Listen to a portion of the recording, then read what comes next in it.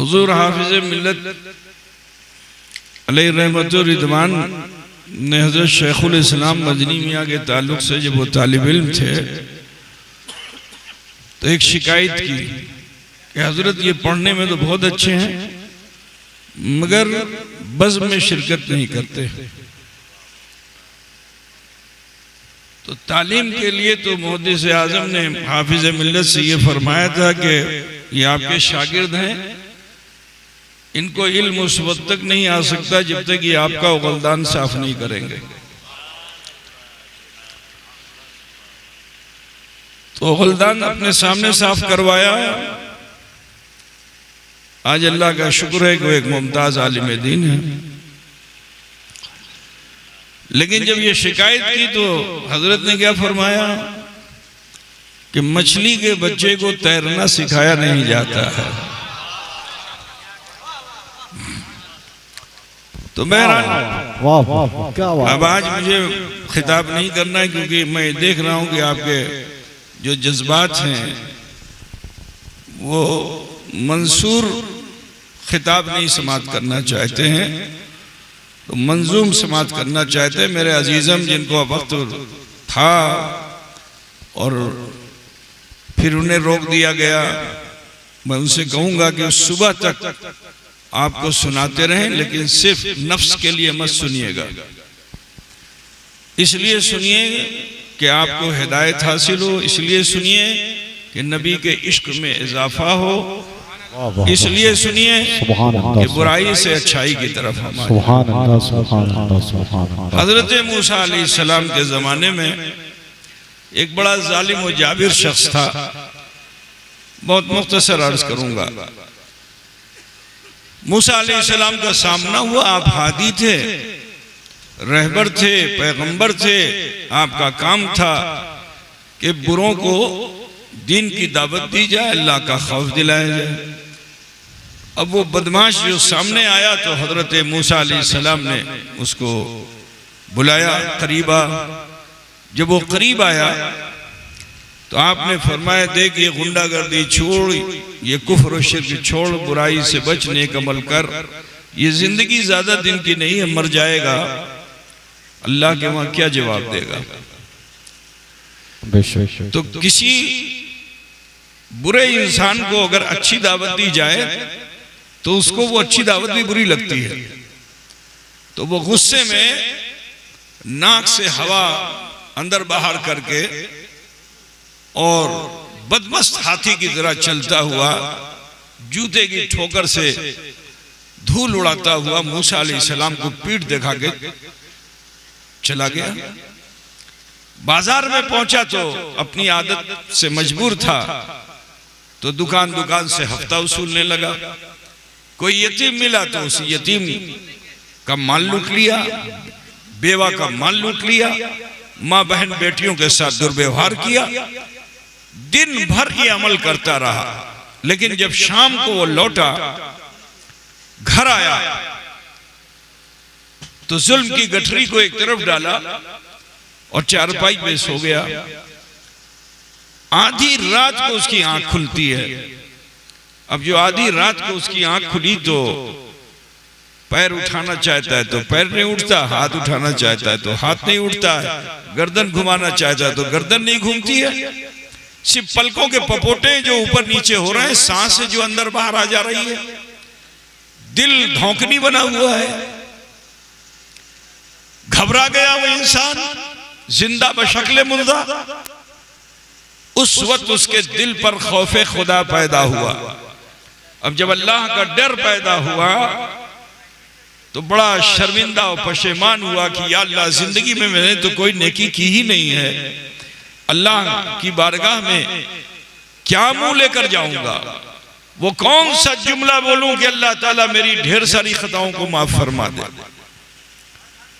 अजीजाने गिरामी, बड़ी मुश्किलों से कभी इधर से लफ्ज लाता, कभी इधर से लफ्ज लाता, कोई जुमला बनाता लेकिन इत्मीनान नहीं होता।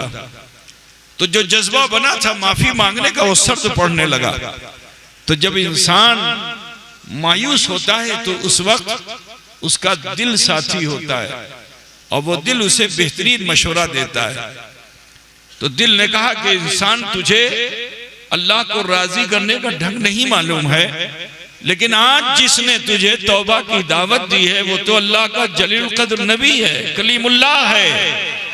तो क्यों नहीं ये नियत कर लेता कि मैं उनकी बारगाह में जाऊंगा और उनके चरणों को पकड़ करके उन्हीं से कहूंगा कि मैं तो बड़ा ही नाकारा इंसान हूं, बदकिरदार इंसान हूं, इस लायक नहीं हूं कि मैं खुदा को अपना मुंह दिखा सकूं।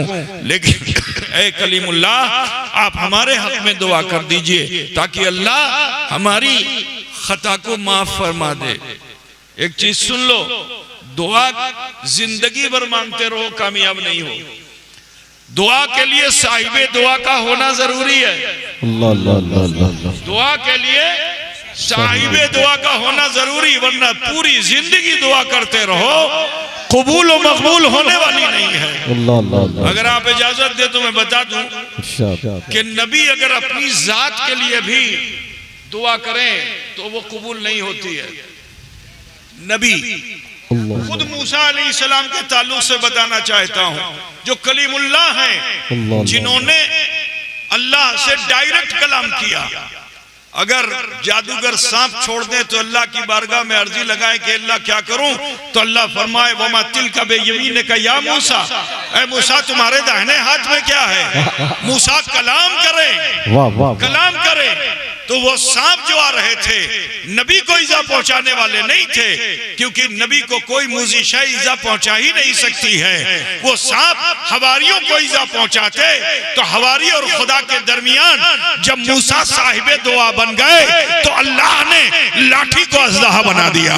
बिरादरान मिल्लत इस्लामिया, अब मैं कहना चाहता हूं वो मूसा कि जिनके बहुत से मौजज़े कुरान में हैं कि अगर अपनी हवारियों के लिए चाहे तो चश्मा जारी हो जाए, चाहे तो यदे बैज़ा आपकी हथेली में हो जाए, चाहे तो दरियाए नील में रास्ता बन जाए, लेकिन वही मूसा हैं कि जब अपनी जात के लिए मांगते हैं कि रब्बे अरनी अंजुर इलैका, अल्लाह मैं तुझे देखना चाहता हूं, तो वो परवरदिगार फरमाता है लन तरानी, तू मुझे नहीं देख सकता है, तू मुझे नहीं देख सकता है। लेकिन जानते हो, जानते हो ये बच्चे जिन्होंने कुरान हिफ्ज किया है, मैं इधर उधर से नहीं बोल रहा हूँ, कुरान के इशारे देकर जा रहा हूँ आपको कि हजरत मूसा ने जब मुसलसल मांगना शुरू किया तो अल्लाह ताला ने उसूल के मुताबिक कराइन को मुतय्यन फरमा दिया कि फिरौन ने मूसा अलैहिस्सलाम को, उनकी बीवी को जंगल में भेज दिया। अब जंगल में जब आए, जाड़े का जमाना था, बीवी ने अर्जी लगाई कि मेरे शोहरे नामदार, अगर गर्मी ना मिली तो जा बलब हूं। हजरत मूसा बड़े परेशान, इधर उधर देखा तो पहाड़ पे कुछ आग नजर आई। आपने फरमाया ठहरो, वो देखो आग रोशन है, चिंगारी लेके आएंगे, पत्ते पे डाल के गर्मी हासिल कर लेंगे। बीवी को रोक के खुद चले। तो कुरान क्या कह रहा है, आग आगे आगे है, मूसा पीछे पीछे है, आग आगे आगे है, मूसा पीछे पीछे है, यहाँ तक के वादी तोआ आ गया। तो ऐ अजीजो, मैं जे कह लेने दो कि हजरत मूसा अला नबीना अलैहि तय्यतो व सना जिस आग के पीछे चल रहे थे वो आग नहीं थी, वही तो नूरे मोहम्मद था, वही तो नूरे खैरुल वरा था। अजीजो, जब इत्तिबाए मोहम्मद नूरे मोहम्मद कर लिया तो सुनो अल्लाह क्या फरमाता है, फाखलना अलैक। मैं इस आयत करीमा के दो हिस्से करना चाहता हूँ। अल्लाह फरमाता है कि फाखलना अलैक, अपने जूते को उतारो। पीछे पीछे चल रहे थे, जूती पैरों में थी, अल्लाह ने फरमाया जूता उतारो। किसके पीछे चल रहे हो? अरे उसके पीछे चल रहे हो जो मेरा महबूब है, जो खैरुल वरा है, जो खैरुल वरा है, उसके पीछे चल रहे हो। तो है मूसा, जूतियां उतार के ताज़ीमे नूरे मोहम्मद कर लो, तसद्दुक़े मुस्तफा तजल्ली से मामूर कर दिया जाएगा। बिरादरान, नारे तकबीर, नारे रिसालत, खैरुल वरा कॉन्फ्रेंस, हुजूर कादरी मियां। सुभान अल्लाह, सुभान अल्लाह। मुकम्मल कर दूं क्योंकि अभी इस जमाने में लोग न वसीले को पसंद करते हैं न निस्बत को पसंद करते हैं। और मैं एक बात बता दूं कि बगैर निस्बत की ताजीम के मारिफत बंदा नहीं हासिल कर सकता। इसको ज़हन में रखिएगा। जब तक कि आप निस्बत की ताजीम नहीं करोगे उस वक्त तक आप अल्लाह की मारिफत को हासिल नहीं कर सकते हो। कुरान पाक की आयत करीमा है फखला नालैक इन्नका बिलवादिल मुक़द्दस तुआ, अपने जूते को उतारो। इन्नका ये हर्फ क्या है? हर्फ मुशब्बा बिल फेल, ठीक है ना? इन्ना हर्फ मुशब्बा बिल फेल, तुम्हारे लिए यानी ओनली फॉर यू, सबके लिए मुकद्दस नहीं है। क्या बात, इसे ज़हन में रखिएगा। सबके लिए नहीं, ये तुम्हारे लिए मुकद्दस है। क्या? वादी तुआ। ये वादी तुआ जो है ये तूर का दामन है, यानी तूर से इसको निस्बत है। तो निस्बत वाली शय का एहतराम है नबी करो। हम उसी को अपनी मारिफत से सरफराज करते हैं जो निस्बतों की ताजीम कर लेता है, जो निस्बतों की ताजीम कर लेता है। बिरादरान मिल्लत इस्लामिया, तो हजरत मूसा जलील कद्र नबी होकर डायरेक्ट अगर अपने लिए मांगे तो अल्लाह उनकी भी दुआ कबूल नहीं करता जब तक के निस्बत शामिल नहीं हो जाती, तजल्ली से मामूर नहीं किए जाते हैं। बिरादरान मिल्लत इस्लामिया, तो हजरत मूसा अलैहिस्सलाम के पास जाने की तमन्ना उसने की। और आप जानते हो कि अल्लाह ताला अपनी जात में, आप अल्लाह का इसमें जलालत है और सिफाती नाम जो है वो 99 है, ठीक है, सभी को मालूम है ना।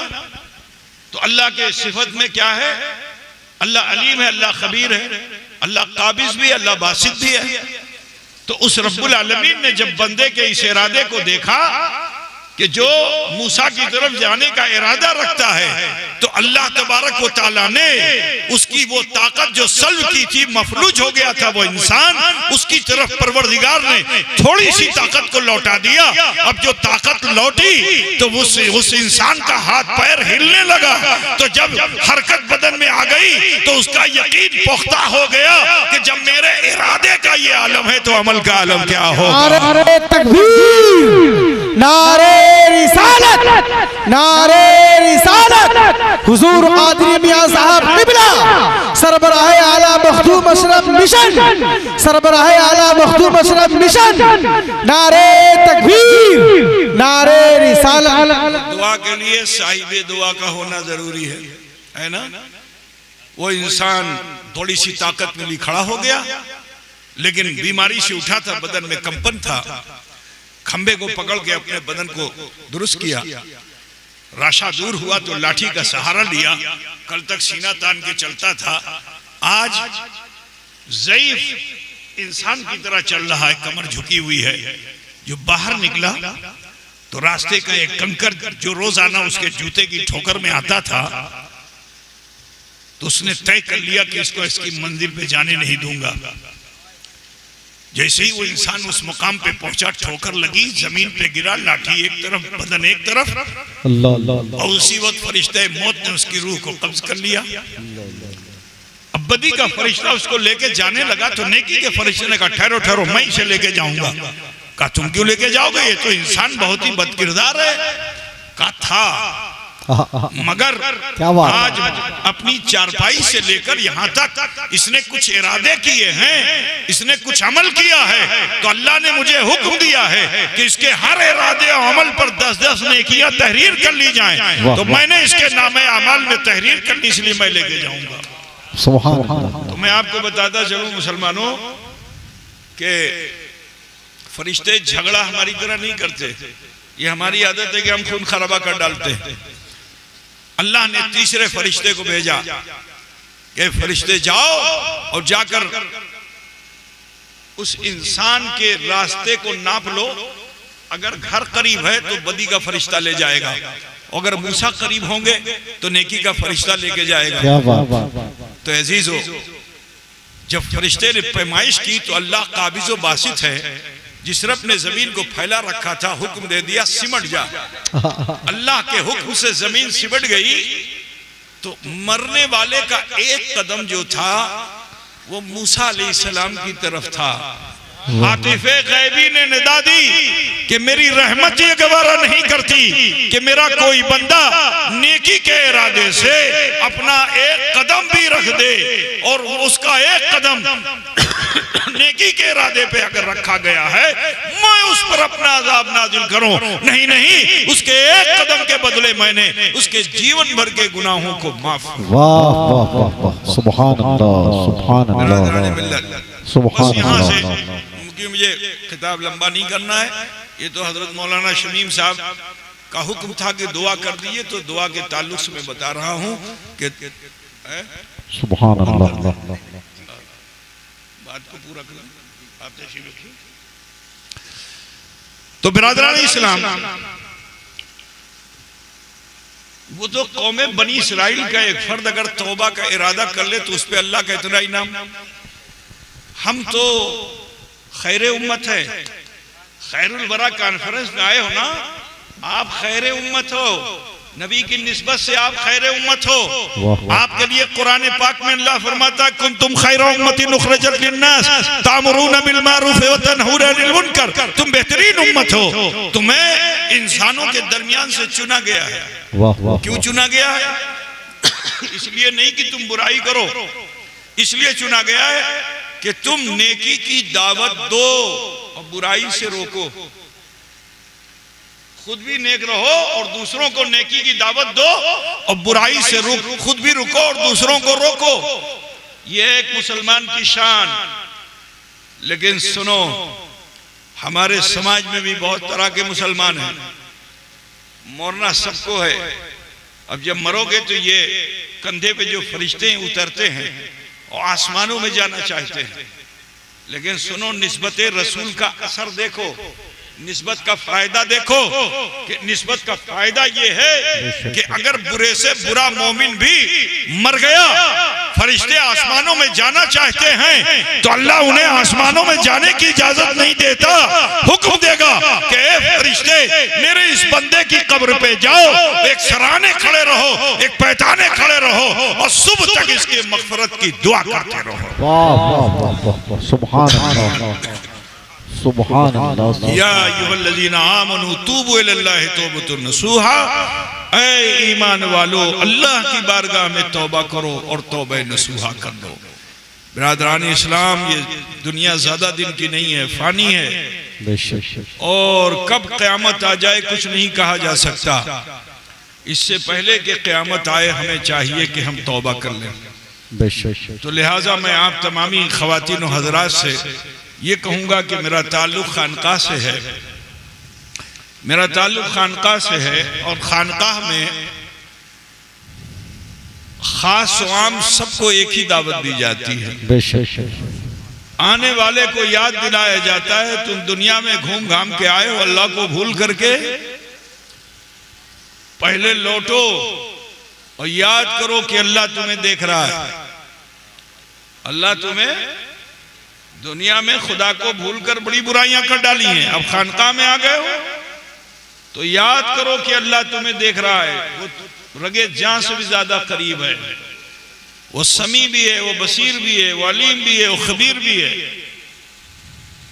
सोचो कि वो रब्बुल आलमीन जो बंदों पे इतना रहम फरमाता है कि हमारे तुम्हारे ऐब को देखता भी है मगर उसे जमाने में जाहिर नहीं करता।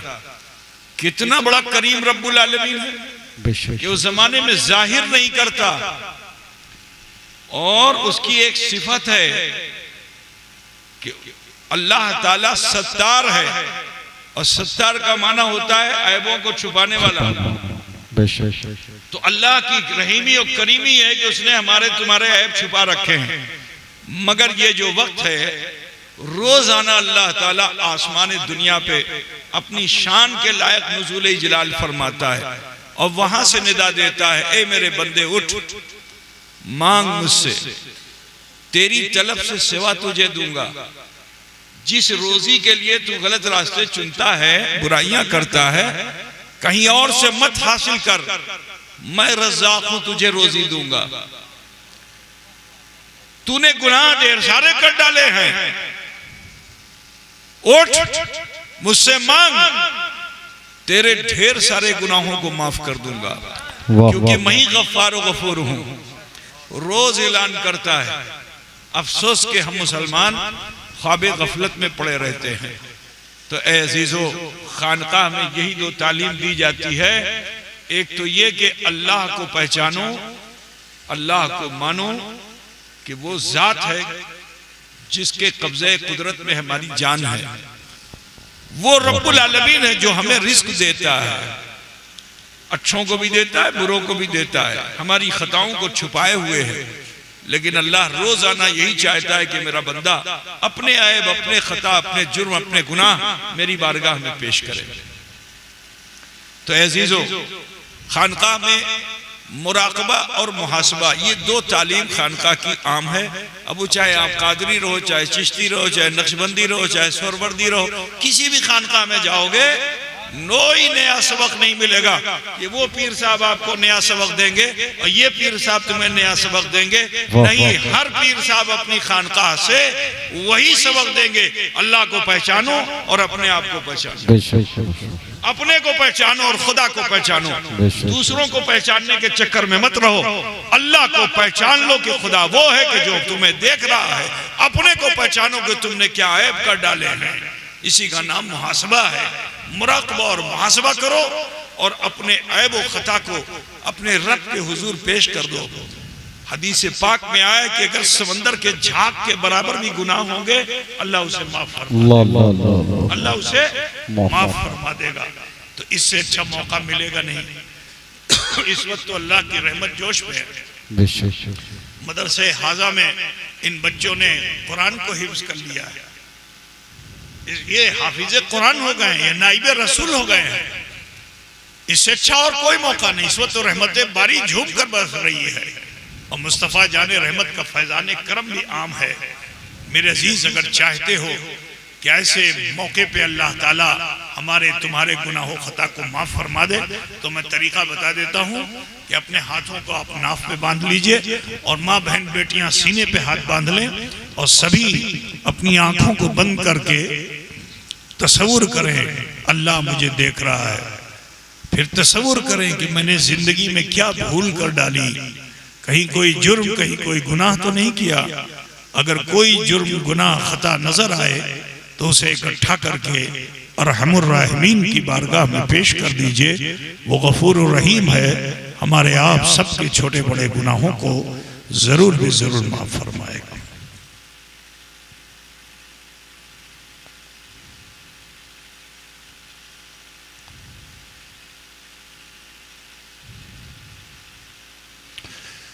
पढ़िए जैसे मैं पढ़ता हूँ। बिस्मिल्लाहिर्रहमानिर्रहीम। बावाज़ बुलंद पढ़िए। ला इलाहा इल्लल्लाह मुहम्मदुर रसूलुल्लाह। अल्लाह ही माबूद है, मुहम्मदुर रसूलुल्लाह सल्लल्लाहु अलैहि वसल्लम अल्लाह के सच्चे रसूल हैं। अस्तगफिरुल्लाह रब्बी मिन कुल्ले ज़म्बियों व अतूबु इलैह। ऐ अल्लाह, तेरी बारगाह में सच्चे दिल से सब छोटे बड़े गुनाहों से हम तौबा करते हैं और हम वसीला चाहते हैं तेरे महबूब सैयद आलम नूर मुजस्सम अहमद मुश्तबा मोहम्मद मुस्तफ़ा सल्लल्लाहु अलैहि वसल्लम का। ये मुख्तसर सबक हमें आपको मिला जिसमें हमने कलमा शरीफ पढ़ा और इस्तग़फ़ार किया। एक मरतबा कलमा शरीफ पढ़ने से अल्लाह ताला 3000 गुनाहों को माफ फरमा देता है और 3000 नेकियां नामे अमाल में दर्ज फरमा देता है। आज हम सारे सुकून इत्मीनान हासिल कर चुके हैं, लेकिन दिल को सुकून इत्मीनान नहीं है। मकान अच्छा, बिस्तर अच्छा, खाना अच्छा, चलना अच्छा, सवारी अच्छी, सब कुछ अच्छा, लेकिन दिल को सुकून नहीं है। क्यों?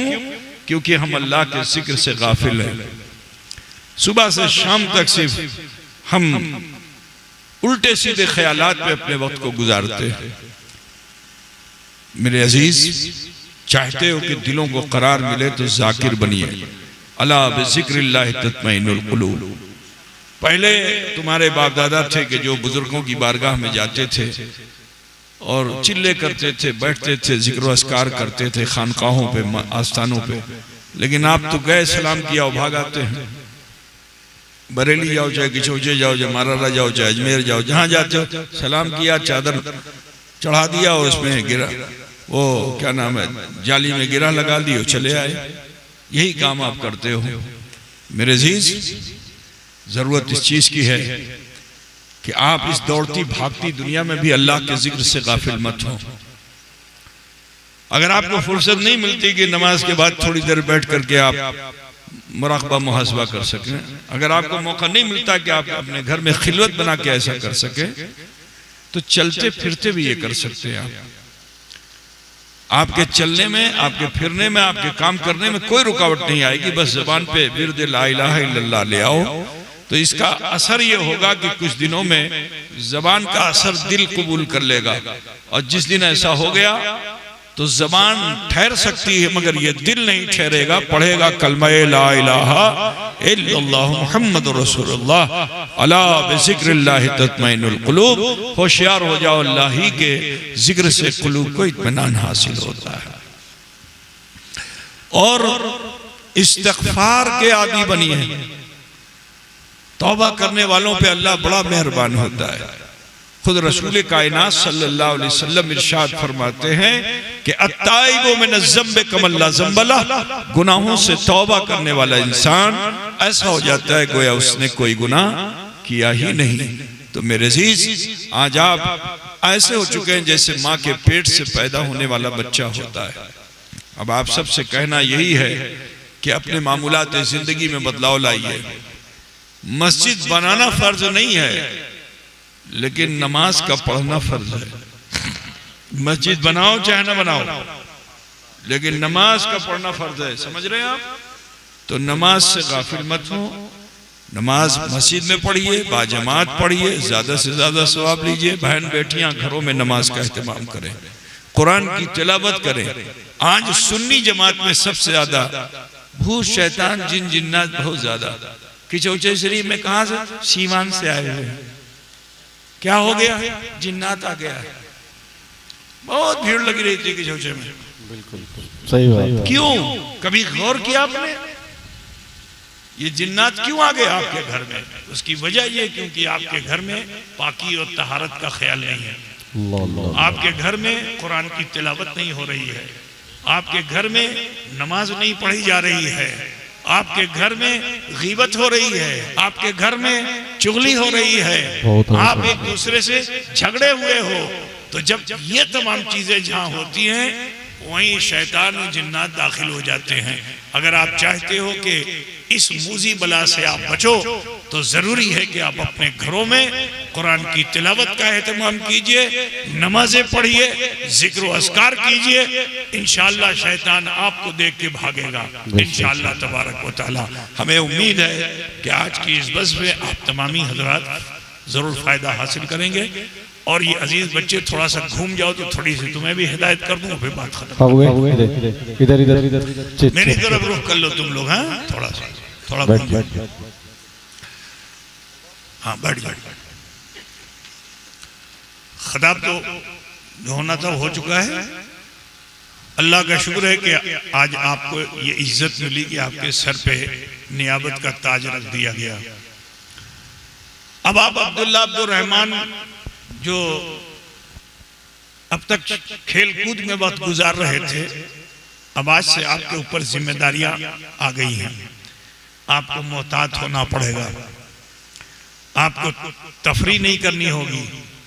जो बोलना होगा सोच समझ के बोलना होगा। ठीक है? क्योंकि आपको कौम का मुस्लिह बनना है। आपके जरिए से दीन को फरोग मिलेगा। तो लिहाजा जरूरत इस चीज की है कि आपने जिस कुरान को याद किया है, उस कुरान की पहली ही आयत में आपको अल्लाह ने सबक दे दिया कि हिदायत उसे मिलेगी जो मुत्तकी होगा। है ना? कुरान में है ना, हुदल लिल मुत्तकीन, हिदायत मुत्तकियों के लिए। चाहे जितने बड़े हाफिज हो जाओ, अगर तकवा नहीं अख्तियार करोगे तो हिदायत याफ्ता नहीं होगे। जब खुद हिदायत याफ्ता नहीं होगे तो दूसरों को क्या हिदायत दोगे? तो लिहाजा अजीज बच्चों, आपसे कहना है कि बुजुर्गों के तरीके को अख्तियार कीजिए और खौफ खुदा पैदा कीजिए, डरिए।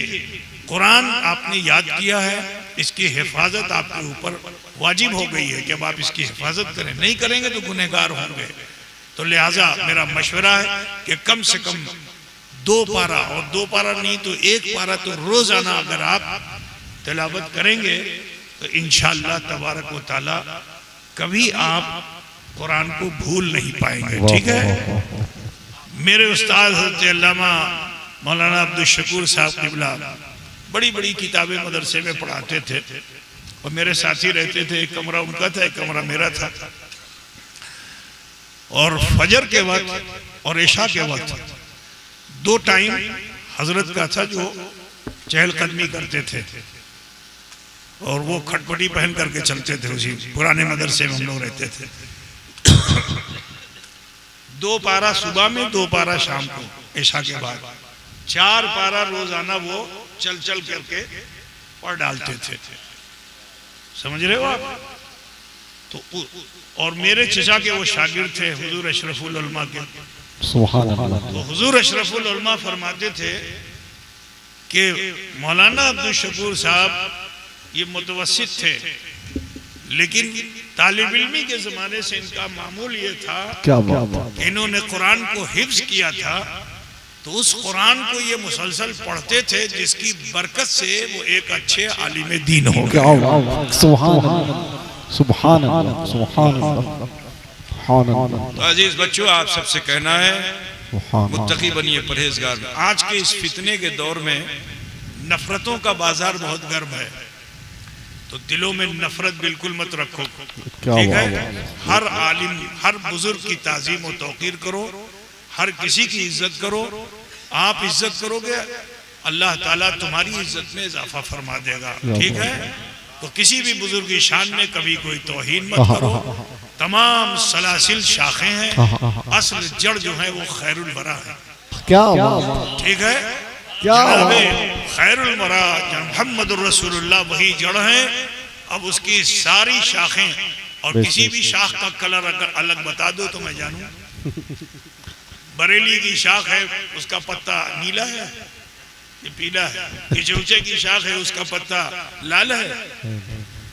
सबकी पत्तियां एक ही जैसी तो हैं, क्या है ना? जो उसमें फूल आएगा उसका भी रंग सब एक ही है। सुभान अल्लाह, सुभान अल्लाह। और जो उसमें फल आया हुआ है उसका भी रंग सब एक ही है। तो लिहाजा किसी भी दरख्त के किसी एक शाख की भी अगर तौहीन करोगे तो तुम कामयाब नहीं हो। पूरब से पश्चिम से उत्तर से दक्षिण से जिस तरफ से भी देखोगे वही रानाइयां आपको मिलेंगी। क्या बात है। जिस तरफ से घूम घूम करके देखो हर तरफ वही रानाइयां मिलेंगी। तो लिहाजा अहले सुन्नत वल जमात से वादे आजम का एहतराम कीजिए और इज्जत व तौकीर अपने दिलों में रखिए। इंशाअल्लाह तबारक व तआला आप तो अभी समझिए कि बीज बोया गया था, कोंपल निकली है, तो अपने को तुम्हें संभालना है। कभी हवा आएगी तो अपने को संभालना है, कभी आंधी आएगी तो उसमें अपने को संभालना है। जो जितना अपने को संभालता चला जाएगा वो तनावर दरख्त बन जाएगा इंशाअल्लाह ताला। दुआ करते हैं कि अल्लाह ताला तुम सबको दीन का तनावर दरख्त बना दे। अल्लाह तबारक व तआला इदारे हाजा को, आज मैंने इब्तिदान किसी कारी साहब से कुरान को सुना, आवाज वहां तक जा रही है, नाम तो मुझे मालूम नहीं, लेकिन दिल खिंचा जा रहा था। बहुत ही अच्छा पढ़ा उन्होंने, बहुत है। मालूम हुआ कि वो इसी इदारे के मुदर्रिस हैं, है आसपास में। जी जी जी, बगल बगल। देखिए, तो तुम लोगों को भी आज सनद मिली है। वाह वाह। और मैं चाहता हूं कि मुस्तकबिल करीब में जल्दी से तुम लोगों में से किसी की आवाज ऐसी हो कि जो मेरा दिल खींच ले। क्या इंशाअल्लाह। तो इन्हीं कलिमात के साथ मैं अपनी गुफ्तगू को खत्म करना चाहता हूँ। व आखिर दावाना अनिल हम्दुलिल्लाहि रब्बिल आलमीन। अस्सलामु अलैकुम व रहमतुल्लाहि व बरकातहू।